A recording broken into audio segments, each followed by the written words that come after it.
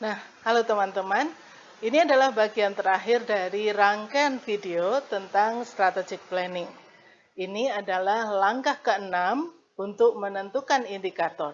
Setelah kita membahas strategi house, kemudian BSC, dan dalam BSC kita mempunyai perspektif-perspektif, maka dari setiap kotak perspektif itu kita dapat menentukan indikator capaian apa yang kita harapkan pada akhir perencanaan strategis kita.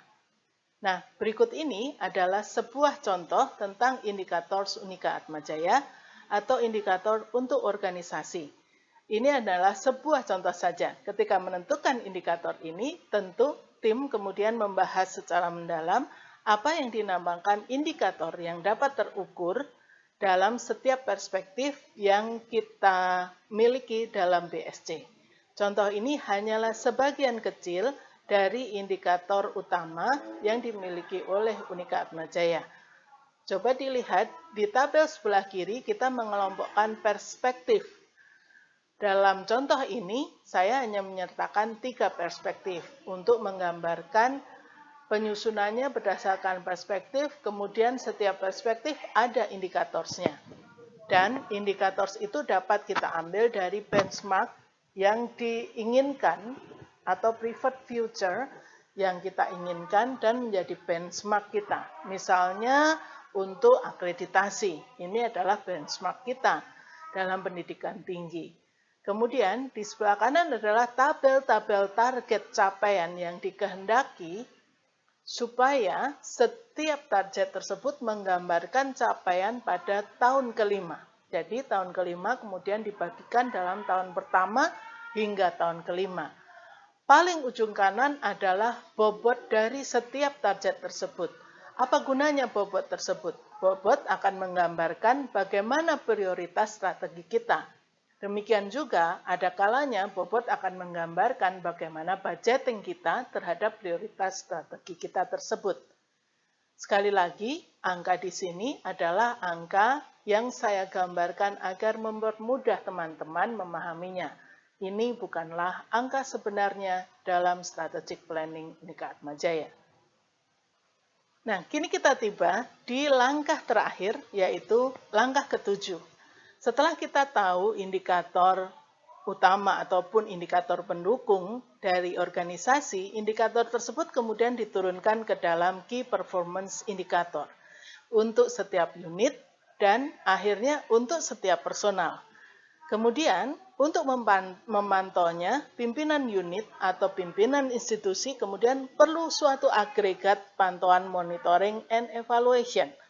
Untuk itulah kita memerlukan sebuah dashboard KPI dari seluruh organisasi ini, jika ini adalah strategic plan untuk organisasi. Nah, bersama dengan topik ini, saya sudah memasukkan sebuah file sebagai contoh singkat dan mudah untuk mengikuti KPI dan bagaimana KPI dimasukkan dalam dashboard KPI sehingga teman-teman dapat melihat secara agregat apa maknanya jika seseorang mencapai KPI tersebut. File ini dapat diunduh di Atmasets dalam kelas Future Thinking to Strategic Planning. Silakan diunduh. Nah, untuk memberikan gambaran yang mudah bagi teman-teman, saya sertakan sebuah contoh tentang KPI untuk Kepala Kolaborasi dan Research di Unika Atmajaya misalnya. Sekali lagi, ini adalah contoh saja. Dalam KPI tersebut termuat dua perspektif ini, kemudian indikator turunan dari setiap indikator utama yang ditentukan oleh institusi.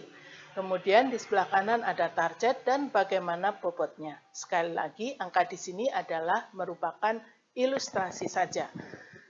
Jadi, ketika teman-teman sudah mempunyai KPI setiap unit dan setiap personal, dalam hal ini manajernya ataupun anggotanya, maka kita dapat memantau capaian tahunan setiap person tersebut. Nah, demikianlah teman-teman, seluruh langkah, 7 langkah untuk membuat strategic planning sampai dengan KPI unit dan personal yang merupakan lanjutan dari future thinking. Jadi, private future jelas dapat kita turunkan bahkan sampai ke level personal dalam setiap organisasi.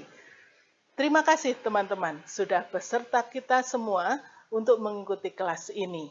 Jika ingin melakukan virtual meeting, silakan hubungi saya pada email atau di sosial media Facebook, LinkedIn, Instagram dengan nama Elizabeth Rukmini.